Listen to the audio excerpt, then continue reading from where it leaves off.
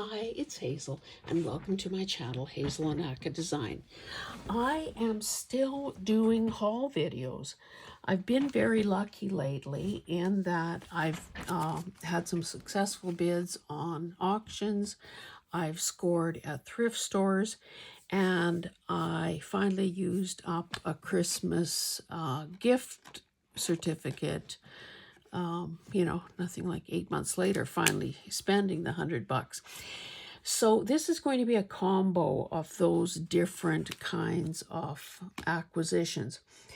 Now, I will say, and it's always linked in the channel or in the description of these haul videos, that the hashtags I use are first Thrifty Canucks, hosted by Kim Newberg, Thrifted Treasure, hosted by Dale of Not Too Shabby Chic, and Thrifty Thursday, hosted by Sheree of Turquoise Dreaming.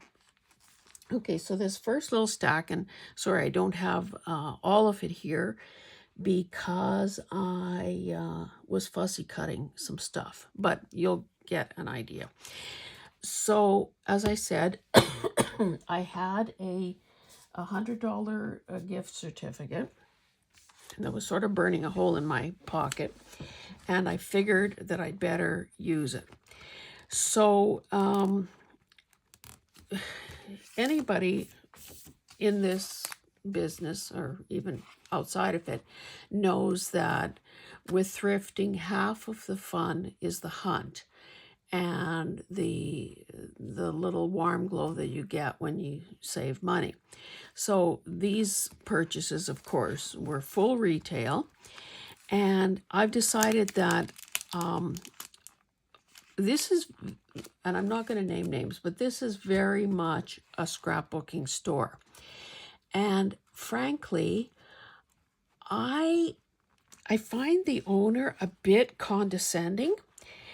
I don't like to be talked down to, so I will be stroking that store off my list. So when people are stumped with what to buy me for Christmas, birthday, whatever, it won't be from this store. That said, I didn't want to let the gift certificate just go unused. Now, if I would have read Celeste from Woodland Inspired is her channel. But anyway, it was Celeste's reply to my video on cutting foam with my Sizzix. I would have definitely spent part of the money on buying replacement plates for my die cutting machine. So now I have to find them elsewhere, I guess. Anyway, that's a really long preamble. Let's get to it. So I'm not entirely sure why I grabbed this pad.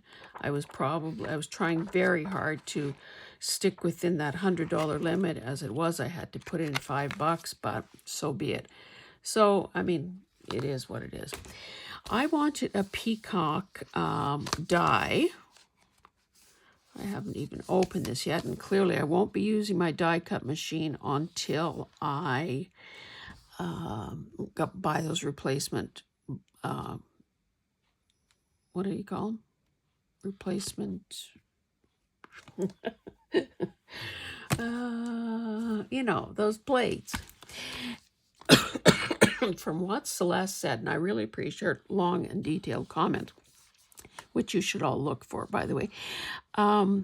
She said that she actually broke her machine because her plates needed replacing. So anyway, this guy is 3.5 tall by 4.2 inches wide, so it will be a nice size. There were a few to choose from. Some were this was ridiculously priced, but again, when you're using a gift certificate, it doesn't feel like your own money. Maybe I'll show you these. Dina Wakely. I'm sure this probably cost more than it should have, but so 20 sheets of tissue paper, 20 sheets of tissue paper. These are the different designs, and I just thought they were different. I like the faces and so on that she does. I have a number of her stamps. So I just thought that that I would use these. So that's what I did. Okay, so and I'll show you this too. I wanted some bohemian paper, even though, you know, bohemian is sort of in the eye of the beholder. This one is it's by Minte Papers. It is 6x8 add-on paper pack, double-sided, 250 GSM, 24 double-sided sheets, and made in Poland. I have to say, I like stuff made in Poland. I think that I don't buy many paper packs at all because, again, the price is prohibitive, I believe. I picked up a paper pack. Now, I don't remember what it was, how many sheets, but it was $50. Like, OMG, I'm not spending that on paper. Oh, this has already come up. Anyway, so a variety of rich colors that obviously I really love. Who doesn't love door images? Now, unfortunately, or well, maybe I wait to be convinced by somebody that IA is really the way to go. I mean, I believe that was created by AI, artificial intelligence. My own aesthetic is that I would prefer that somebody draw something, like, you know, pencil and paper, or take a photograph of an actual old door in Europe. So you can see that there are images to fussy cut. You know, love that. Love that. Again, burgundy was my original, my first love affair with color. Well, mind you, I shouldn't say that. I've been fickle. I've loved red, burgundy, turquoise, purple, gold, copper. So, again, a repetition of things. So there was a 12 by 12 pack that went with this, the same, you know, name and all, same repetition of the same stuff. But it was a skinny pack, and I didn't think it was worth the money, to be honest. Anyway, this is what I thought was rather interesting. So, anyway, I won't belabor that. I just said that the lady was condescending, so I won't give you further evidence. This, too, came from Poland. This is paper. Do we give the weight here? Yeah, 240 GSM. 24 double-sided sheets. Now, I'm not entirely sure what advantage. Oh, okay, I see. In this case, it's not. It's more like a watermark type print as opposed to the Bohemian book, so this could easily be the back of a journal card. So I like this because of all the frames. And of course, you know, if I were to cut that out as a tag, I could put an image right there. And because of the weight and the fact that the back is so nice, I've got a journaling card already done. So just to give you an example, this pad cost $4.90, which was the cheapest thing I bought. This one, same company, same weight, same double-sided, but in this case, I'm thinking, well, what sense does it make, really? If I want to fussy cut these out, I lose the beautiful gears. So I thought that was a bit dumb. In the world of product development, that is dumb. I think what appeals to me about this are, number one, the rusty colors and the intricacy, the moving parts kind of thing. Again, I don't like these necessarily because those aren't real people. But I don't know, maybe if you can't beat them, join them. Now, the things that I do not have here, and of course, if I'd have thought of it, I'd have brought them from the bedroom because that's where I was doing the fussy cutting. They are bigger, so they're in a portrait orientation. They're bigger. They're probably this wide, but they're taller, and they are images to fussy cut, like for collage. And as she was telling me, so educating this poor schnook. On the back side, okay, so if the top part was an image of a woman in an apron, the back side of it would be the same thing with the white cutting thing. And I'm thinking, who doesn't understand the concept of fussy cutting? And again, somebody is duplicating the process of printing, duplicating the process and the cost of printing on two sides. So I thought that was kind of stupid, but anyway, whatever. Okay, I haven't really talked yet about a new group that I encountered locally in Edmonton, because I'm sort of waiting, like no one has objected to it. When I had my first meeting with these people, and we were small, we were 7 people, including me, I mentioned that I was on the cusp of hitting my 1,000 subscribers. So I'm sure that some of those ladies have subscribed and helped me, so I appreciate that. I do want to talk about that group in detail because I think they are doing some things that, well, what do I know? Maybe it's not unique, but I just thought they were really clever. And I want to gush on about that a bit and show you some of the stuff that I got. However, that I won't do that till I sort of get the go-ahead to do that. One of the things that happened during that class was that someone who's eminently qualified was teaching a bit of something, a bit of a class, a workshop or whatever, about beading. And I've done beading and I thought I was pretty, clever. I've never gotten totally into the whole clasps and closures and all of that, because when I was doing beading years and years ago, I thought it was pointless to make those things when I can't wear them. Again, because of, sensitivity to nickel. So, my stuff was pretty simple. Then, of course, junk journaling comes along, and journal jewelry comes along, and of course, it's now taken on a life of its own. Anyway, I will draw your attention to some of these tools that I was able to find locally. Now, I don't really want to demo any of these things because this place does have a 14-day return policy. Now, I've got, and maybe you've seen them, I've got jewelry tools coming out the you-know-where.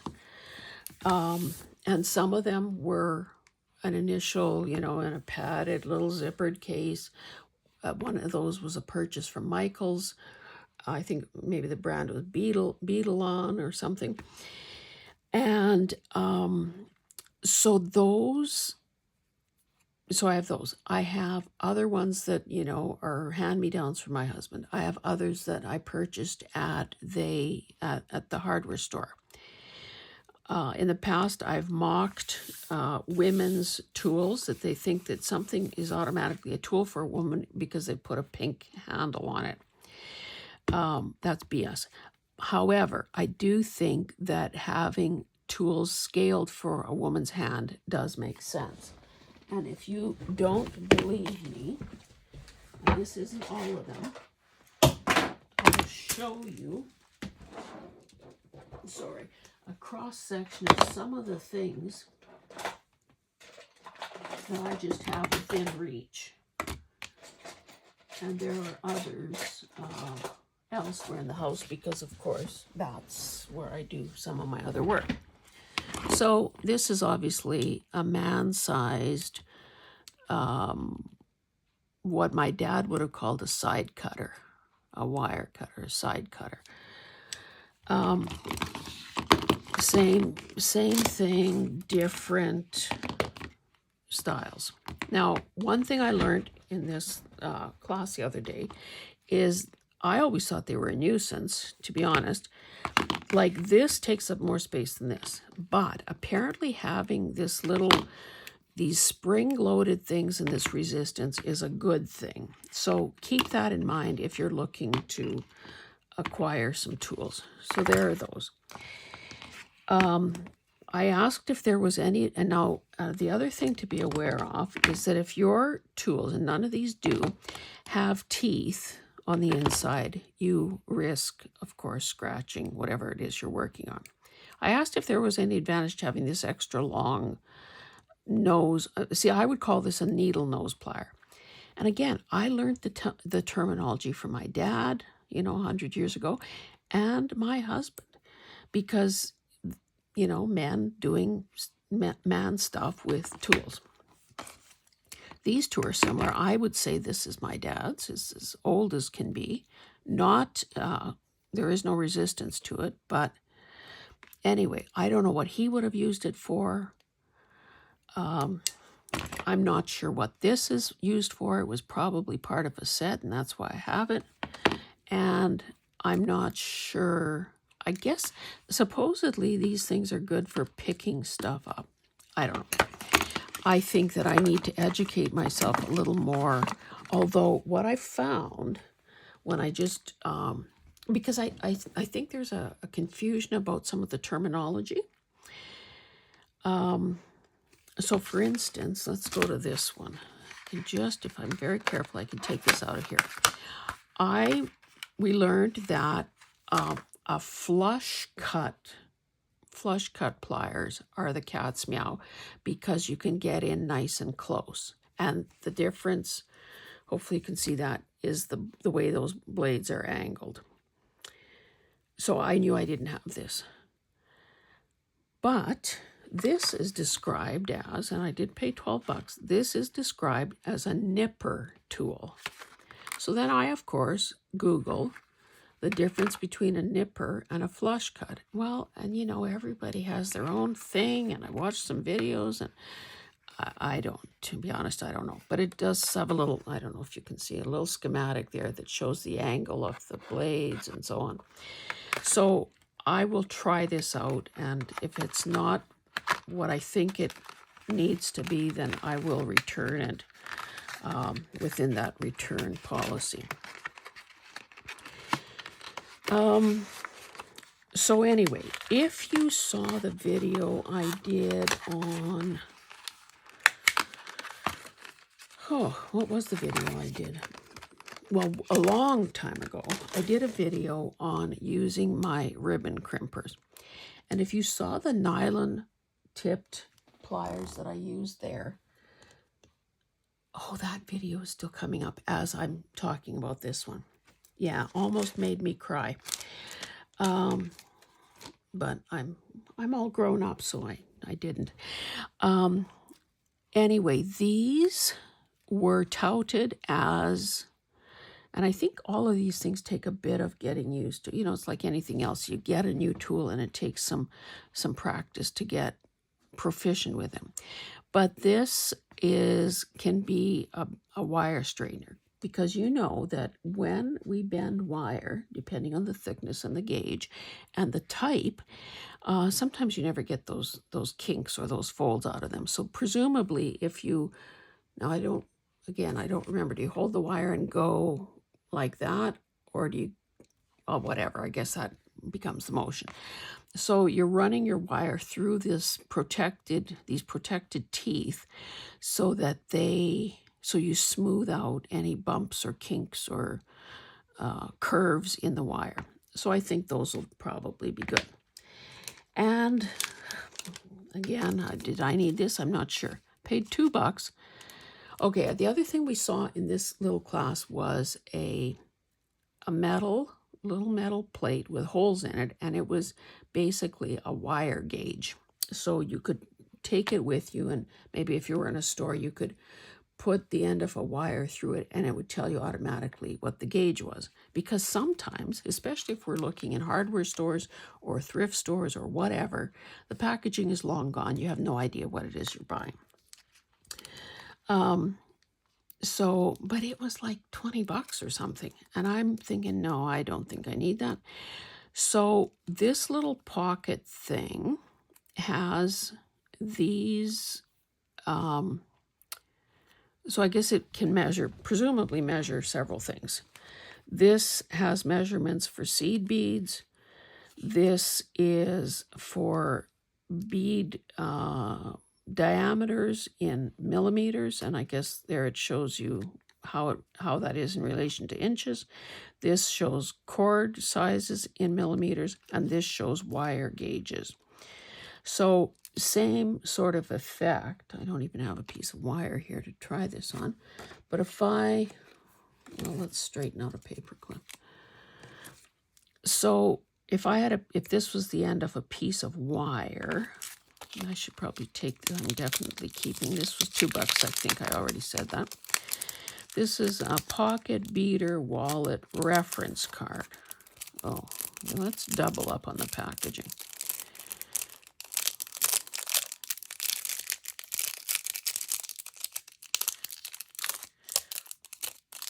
And the brand here is Pocket Beater Fire Mountain Gems.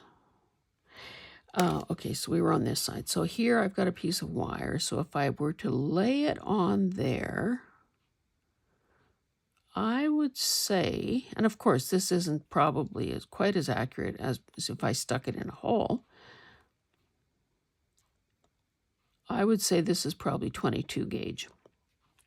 And we know that contrary to what you would think, the bigger the number, the skinnier the wire. So that's a 10, that's a 34. Now on this side, okay, here's a millimeter thing, which that would be good too. How to convert inches to, like, imperial to metric, birthstones, and an inch ruler. So it slices, it dices for $2. And again, did I need this? I'm not sure. This was, oh, that was a little more money. A tassel maker. So presumably this could make tassels from 3/4 of an inch to 3 inches. And there were some instructions there. So I don't know. Hopefully I will get my money's worth out of that. So, okay, that is that. Now let me show you some other miscellaneous type stuff. Now, as much as I did a couple of book haul videos lately, I have still missed a few.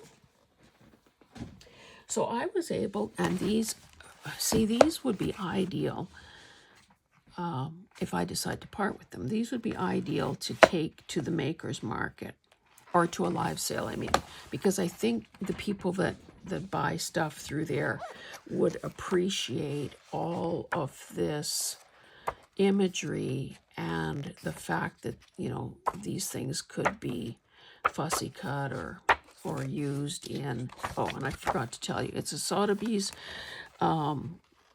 auction catalog. This one is from 2000, I think that's a 3. 30th anniversary. The problem here is that this book is pretty heavy. Paris, 2005. Okay, so this was obviously an auction that they must have been commissioned to do. So it's got a description of, in this case, a painting. Okay, there are these sconces. A set of 4 gilt bronze wall lights in the Louis XV style. Here is a petite table. Some of this is in French. Okay, a king wood and tulip wood small table, Louis XV. And it gives dimensions. And the provenance, oh, I guess maybe that was the previous owner. It looks like it might have been sold in June of 1998, and it gives you the lot number and so on. I've shown you this in passing. You know, Fussy cut that chair. Fussy cut this clock. So, you know, especially if somebody was doing a Parisian, a Paris journal, you know, there's probably a whole bunch of good imagery in here, from the furniture to the textiles and so on. Busts. So I thought this was a bit of a score. So there's that. And then this one is a much newer. It's 2014, and it says Magnificent Jewels. And this was apparently in New York. So look at that.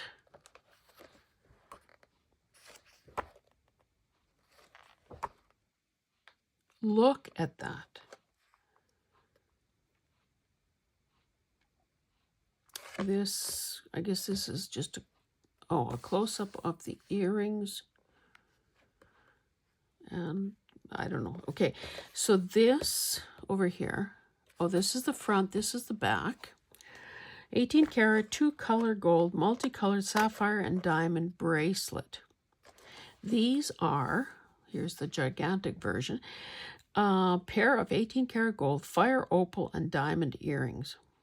Set with 6 oval shape cabochon and briolet fire opals weighing 33.41 carats, framed and accented by numerous round diamonds weighing 1.36 carats. Okay, I'm sorry I missed the sale. I might have bought those. Ha! Look at those diamonds. How would you like? I guess these weren't having their own. Oh my goodness, I didn't realize there were prices, or maybe a price range. So this sapphire, okay, gold, platinum, sapphire, and diamond ring, and this 2014, the price in US dollars, 35 to 45,000. Thousand. I think I made that into 3 syllables. But again, I see nothing but possibilities with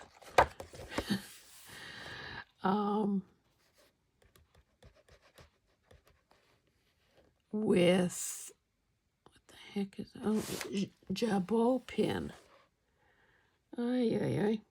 Circa 1925.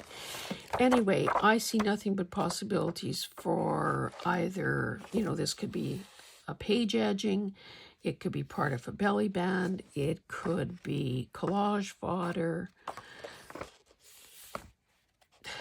I mean, it's only limited by one's imagination. Look at that ring. Or is that a bracelet? Probably a bracelet. Okay, so there's that. Okay. Then I scored a package off these Dutch, and I'm glad somebody, the packaging identified. Got all these pliers here now. I'm glad that the packaging indicated what this lot was, but these are so cool. And I think that, you know, if there would have been a dud in this bunch, I think the lesson might have been ask a staff member to open the packaging for you before you buy. Because I think sometimes, and I don't know that it's deliberate, but I think sometimes people put the most attractive stuff at the top of the package and then maybe hide some less desirable stuff inside. As it turns out, I was happy with what I got and happy with what I paid in relationship to that. So let's just take a look. Of course, I can't read any of this stuff.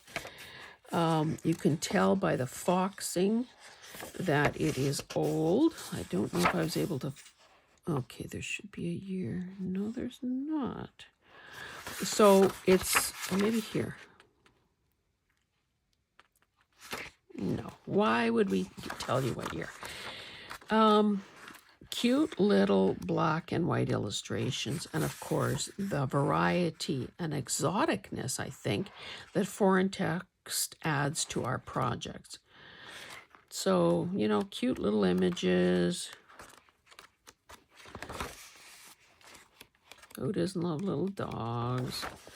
Oh, sunflower. I never saw that one before. That one's cute. I'd use that. Really in pretty darn good condition. And the, you know, I obviously haven't cleaned any of this, but you can see that's a really cute cover with those primary colors. So there's that. Then this one has a dust jacket on it. But the book is the same, but the cover has been protected, obviously. Amsterdam. Again, no date, but you can see black and white drawings. No date. Again, cute. This is kind of loose and artsy type illustrations. So, you know, again, depending on what kind of style a person prefers. Really nice paper, sewn in signatures. And again, clearly old. And I didn't obviously have the time yet to try to Google these and get a date from, you know, the internet. Okay, so there are two of these. This one's soft cover, this one is a hardcover, but these are so darn cute. You know, kind of in, oh, three of them. Two soft cover, one hardcover. This is, you know, paper obviously takes a beating. Cute back, though. Cute little illustration. And the part that is so cool about, okay, 1935. The part that is so cool about this, oh, maybe it's not this one. But look, it's obviously a, you know, a reader or a grammar type book. Cute little illustrations, large font, and, you know, some orange thrown in just for fun. Cute, cute, cute, cute, cute.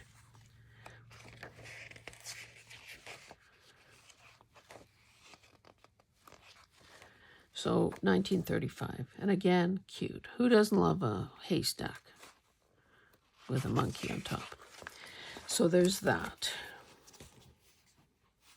So this was, I don't know, book 1. This is book 4. Okay, this one is older. I mean, newer. 1937. But still awesome. And the back cover is cool because it probably lists other books in the series. So these photos, I would say, are maybe a bit bigger and more, yeah, I don't know, maybe similar, I guess, is the verdict here. But you can see it's a little bit more advanced. Now this is the hardcover, and this is book 8. This is 1924. So theoretically, if I check on the copyright, you would think I could scan this. So this, now is this the Nativity? I guess.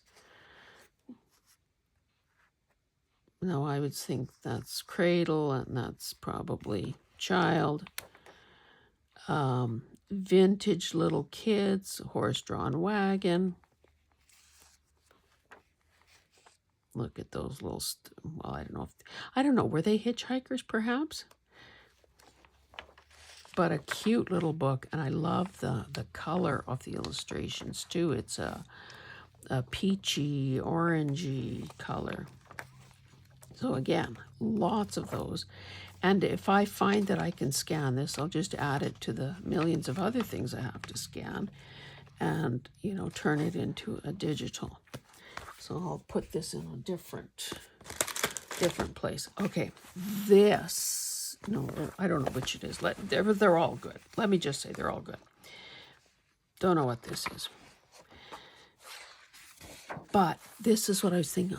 All of these are little. They're in some cases I think they could easily be removed. They're these little the little illustrations, the bigger illustrations. Okay, here's something right on the page. This has been glued on. And it's, okay, here's one that's come off. So this is what I'm talking about. Is that not great? It could be used as is, or I guess for a little more, I mean, it's just paper. A person could back it as well. So this is same thing, you know, the corners lift.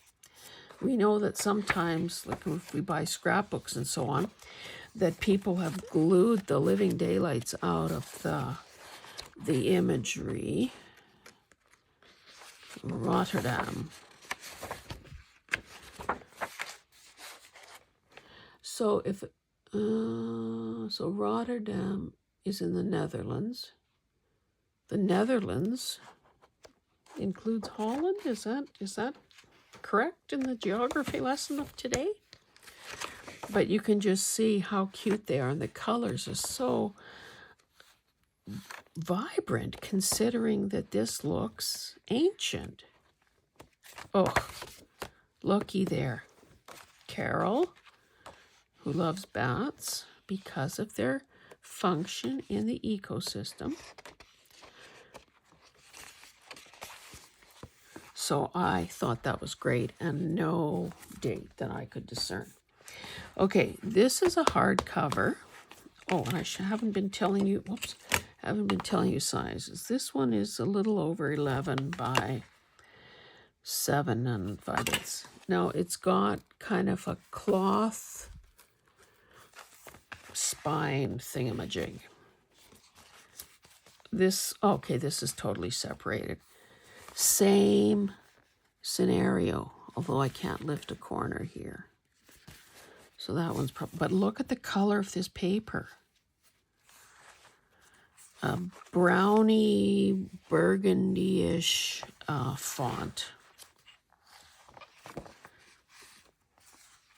And the pages have some heft to them because, of course, those glued on parts. So this is this would be a signature page here. I don't want to tear that, but so you end up with 1, 2, 3, 4 glued on, let's call them stickers for lack of a better word. It does sort of weight the pages a bit. And again, you know, who knows what this is about. It kind of almost looks like elves or something, but just cute and whimsical. It looks like there's a page number. It's making the connection to a certain page in the book. So there's that.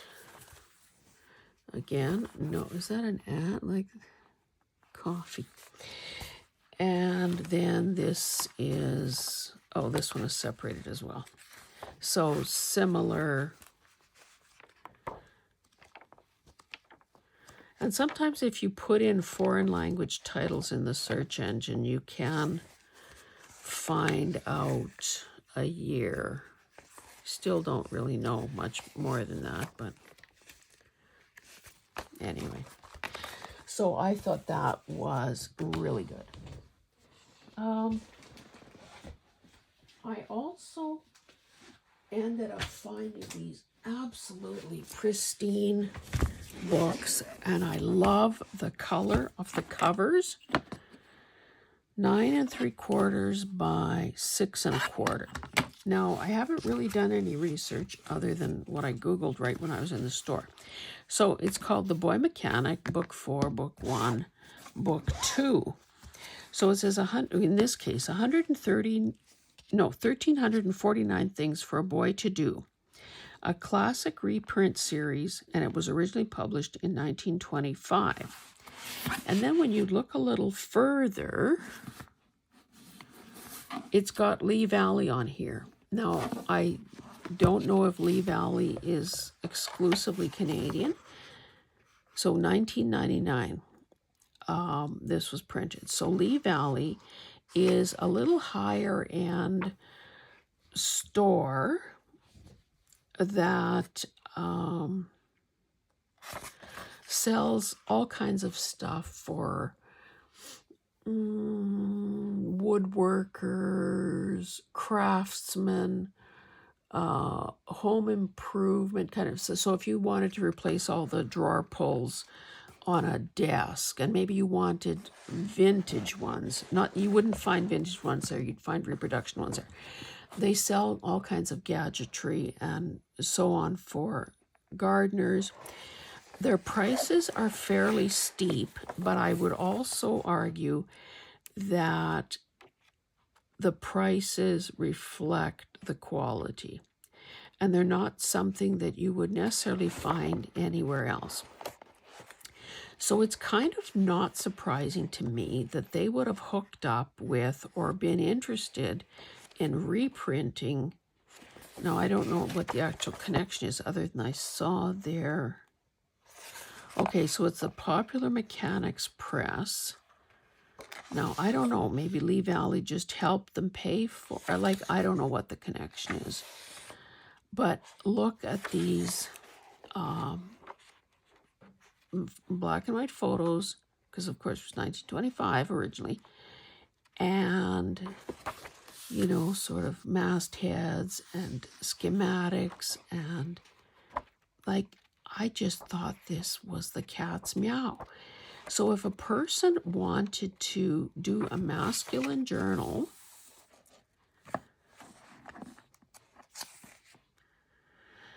complete details of the motion picture camera and projector. If you wanted to do a masculine journal for a husband, a grown son, is this not the absolute best? And the cover, it's like nobody's ever opened this. That cover is precious. Okay, I will quickly do a flip through. This one is only 700 things for a boy to do. A little bit of dust here in the crease, but that could be brushed away with a soft brush, I'm sure. So same scenario.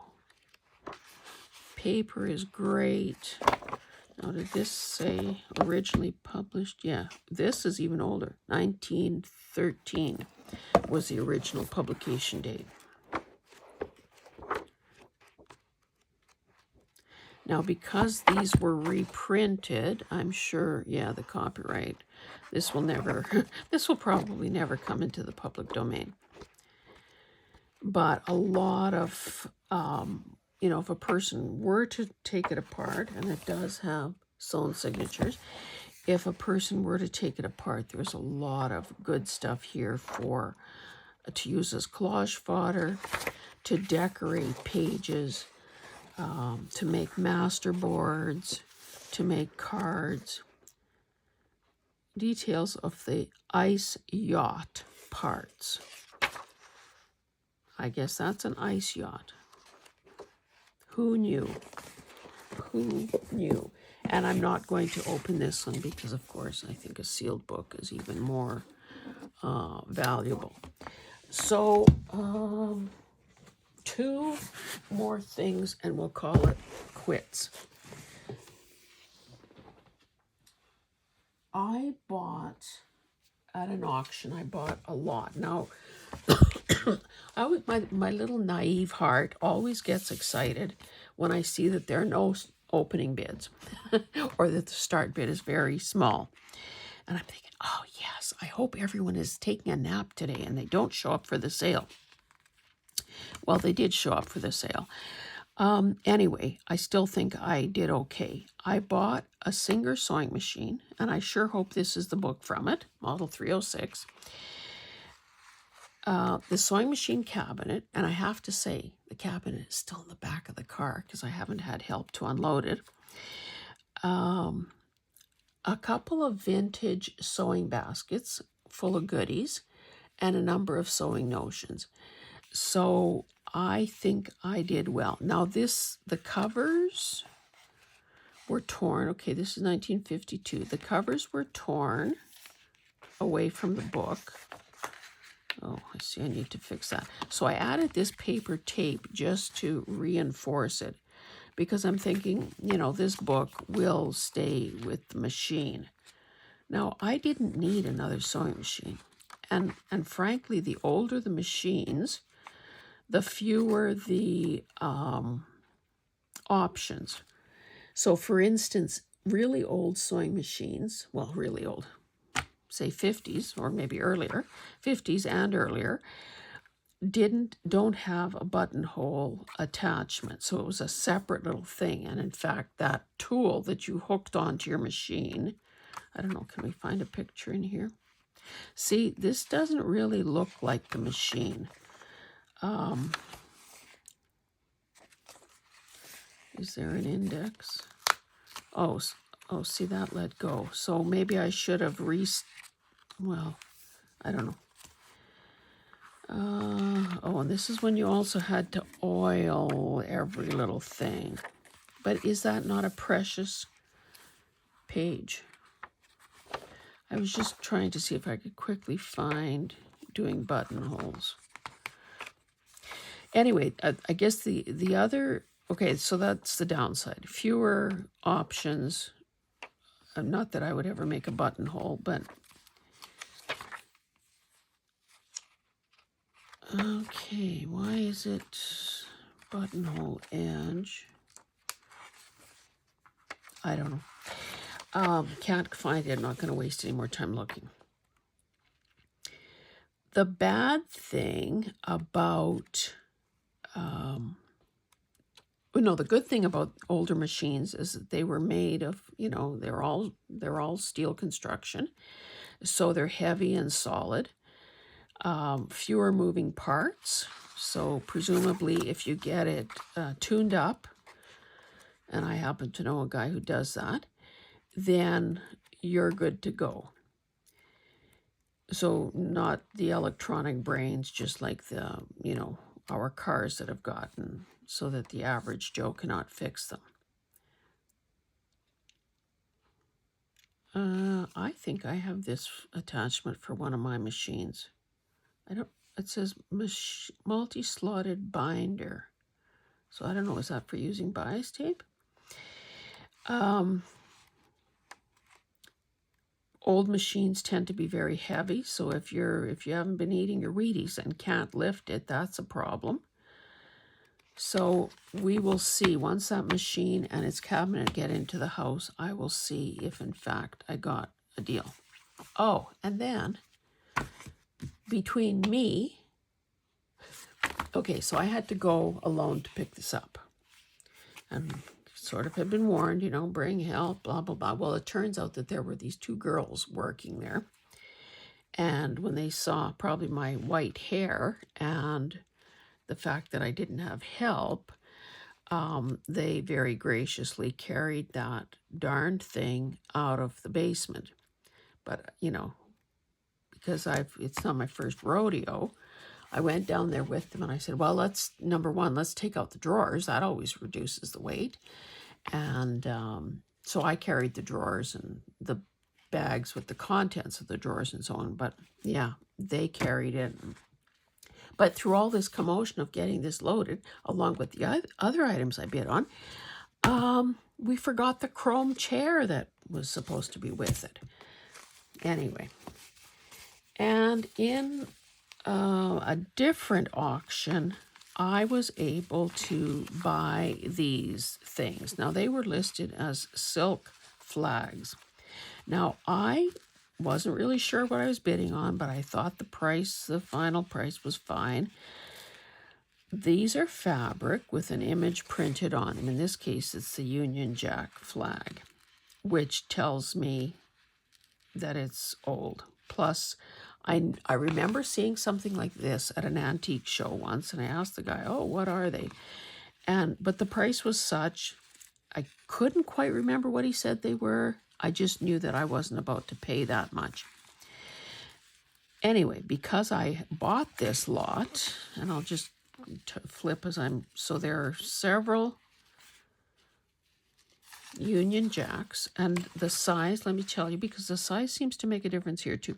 4.5 by, say, 6.5. So we've got a few Union Jacks.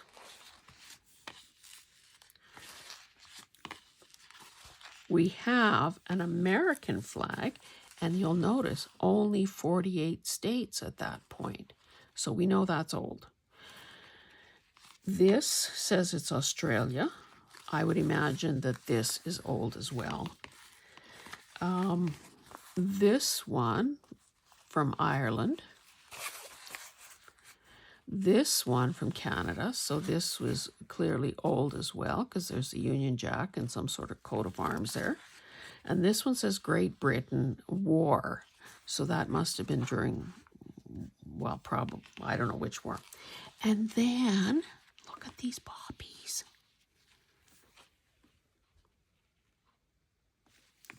And these would be, well, daisies and some little blue flowers. Like, couldn't you see this being mounted on some, well, first of all, ironed, and then mounted on something to use on a poppy journal cover? Would that not be the best ever? And then this final one is violets. So I will be listing some of these, but anyway, I wanted to know, well, what is it that, what do I have here? So my research tells me that these were called tobacco silks, S-I-L-K, silks, or felts, or flannels. Now, obviously, these don't feel like felts or flannels, so I'd say they're silks. They were done between 1905 and 1910, and they were, imagine this, it was tobacco companies that were trying to entice women into starting to smoke. So these things were included in tobacco packages.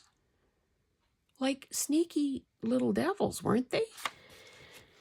And of course, we know that those kinds of things worked, because then the smoking epidemic, and, well, I won't go into all that. And the other thing I learned is that they were essentially, again, a lure basically, and women were encouraged to use these things for crafts. So I saw some imagery online where people had made quilts with them and so on. So, yeah. Anyway, I just a very cursory look that I did. They also seem to come in a variety of sizes. Because, you know, this, well, I don't know. Would that have been, I don't know if they were cigarettes or if they were pouches of tobacco. But anyway, I'm just guessing at this point, so I should probably quit while I'm ahead. Anyway, that is where I'm ending today's video. I hope that you have enjoyed seeing this and hopefully learning something new. And as always, let me ask, well, I don't always remember to ask, but if you're so inclined to comment, which I hope you are, please let me know what your favorite item or items were in this video. Don't forget the Sotheby's auction catalogs. Don't forget these. And don't forget the jewelry tools or the paper pads as well.